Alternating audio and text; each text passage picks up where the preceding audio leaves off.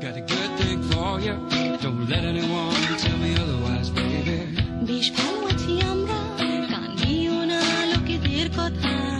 That's right, girl. We'll be fine, whatever we'll be, and you ought to know by now.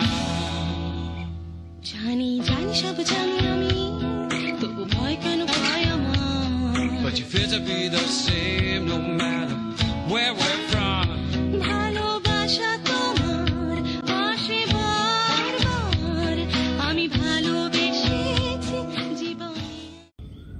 Good morning. It's a proper lake watch with an intro and everything. An intro I do after I've been out on the lake, because I don't know what I'm going to talk about until I get out there, or if I'm going to talk about anything at all, really. So, you know, it's better to make the intros after. So I've just finished. I didn't do a sprint back.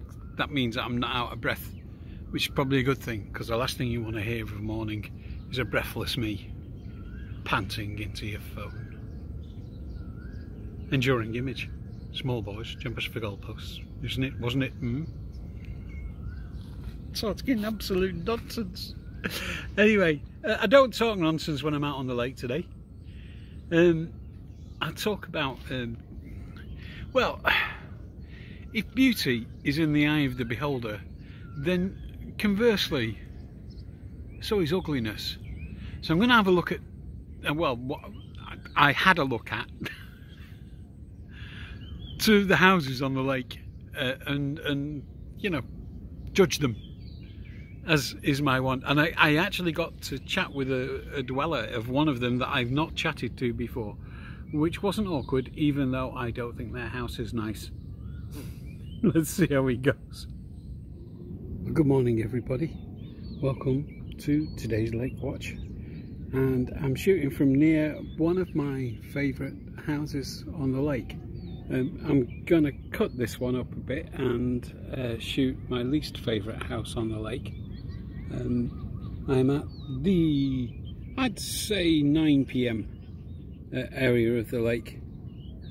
There's the fisherman's bit. So, and this is an absolute haven for the monitor lizards.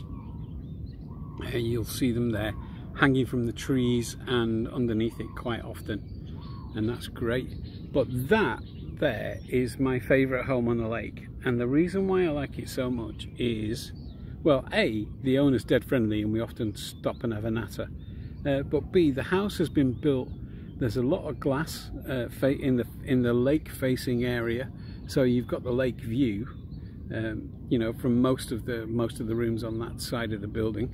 That's a good thing, right? Buy a house by a lake, you want to look at the lake often. Well, that's what I found anyway. I do. And so, and sometimes just catching it out the corner of your eye makes you smile, you know. I'll walk out into the garden to do something boring, like, I don't know, my washing machine's out there, so I put some washing in, and I just look up and go, oh yeah, that's nice. So so yeah, now what this guy's house is that is good about the house is that he's not chopped down all the trees. He's got enough to keep it all tamachard, the Thai word for natural or nature. It's all very tamachard. And his sala, even though it's not bamboo, which would be more in keeping, is superb. It's a great bit of engineering and probably cost a few bob, because it's on stilts and it goes out over the lake, and then it's got proper lighting and, you know, and a good roof, nothing to protect the sides. So unlike my $200 sala made from bamboo, you can't go in it in the rain because you just get rained on. But that doesn't matter because it's really, really nice, and they do use it. That's one thing that, you know, it's a thing having something like that, but actually using it habitually is also good, right? And it shows that you know, you got it right. That's what you wanted to do, and so the thing that you built is fit for purpose. So yeah, so that looks quite nice. In fact, if you only ever saw that house and thought that all the other houses were on the lake were, you know, kind of like that, you'd probably think they're all like, you know, $1 million houses, and they're not anything like that. Great, isn't it? So yeah, so he's got that. Next to it, there's a barren bit of land or a house that doesn't give a shit about the lake, which is weird, but also we've got those.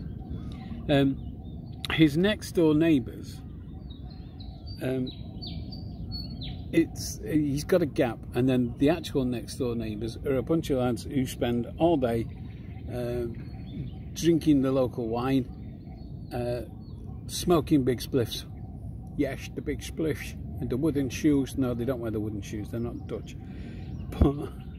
But they sit there and fish all day. And I think they've got life fairly well sussed. So the next house to that is, well, people who've got a business and they use the house as an extension of the business, and it's full of gear and equipment from the business. So again, they don't give a shit about the lake, which is okay, because those of us who do things like that, I mean, that house, you can see more of it now as the kayaks floating towards it. I mean, just everything's right about it, right? They've got a balcony at the bedroom with huge windows. The downstairs has got huge sliding windows. You can let the nature in, you know, and they do take care of it. Well, they have staff. The son's a really nice guy as well. He's a professional cameraman. Sometimes films out on the lake. I've got some film of him doing that. Alright, we're going to have a look at, I mean, these guys have obviously got money, you know, they've spent money on it, and I've spoken to them, you know, they're professional people. So, you know, but they're not millionaires, and yet in the West that would be a millionaire dwelling, right? I mean, what would something like that cost you in, I don't know, somewhere posh like the Hamptons? Alright, and then we're going to have after the cut, we're going to have a look. Sorry, my teeth aren't in yet this morning, it's very early. We're going to have a look at what somebody else who's obviously got money thought was a good thing to do with their house on the lake. So we'll see that in a moment. And this is a recent build, and what somebody else thought was a good idea on our beautiful lake. So all the trees are gone. This building here is illegal. What you can't do is, rather sensibly, is build permanent structures on that land. So I can have the sala, and you know, the guy in the previous house can build his thing, because that would take 2 minutes to dismantle and take down. So, but this guy don't give a shit about that, and he's built this monstrous carbuncle on the shore of the lake. Do you know, the lake is a happy place for me. It's all positive, it's all good, but when I go near this place, I just don't look in this direction. Because, do you know, when they first built it, they didn't have any windows on this side of it. The big window that you see there over the lady, good morning, wasn't there. It was just all cement, and the sliding door you see now, that was all cement. Alright, màทุกวัน ไม่ต้องคิดมากธรรมชาติมาแล้วมาแล้ว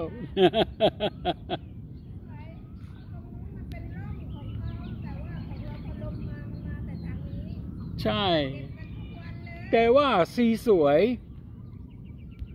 สีดอกไม้สวย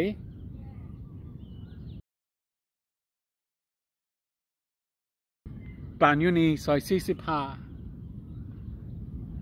We're just talking, she's saying that the leaves are there every day and it's untidy.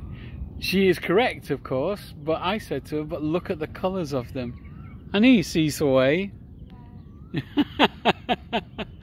The leaves were actually the inspiration for the colours of the studio that I painted the studio. I found this leaf that was kind of red and golden, and so that's how the studio walls ended up with that colour. คุณเป็นบ้านคุณใช่ไหมบ้านคุณ okay, so it's her house. Huh? Banduk. Ah, okay. It's a child's house. So, but her job is to pick up the leaves, which will be an endless task. There's something quite zen about that. So that's that house. I mean, lovely people, don't get me wrong, just, you know, what are you thinking of with that house? And your illegal bit of it. Anyway, that's it. A tale of two dwellings. I hope you enjoyed it. Bye.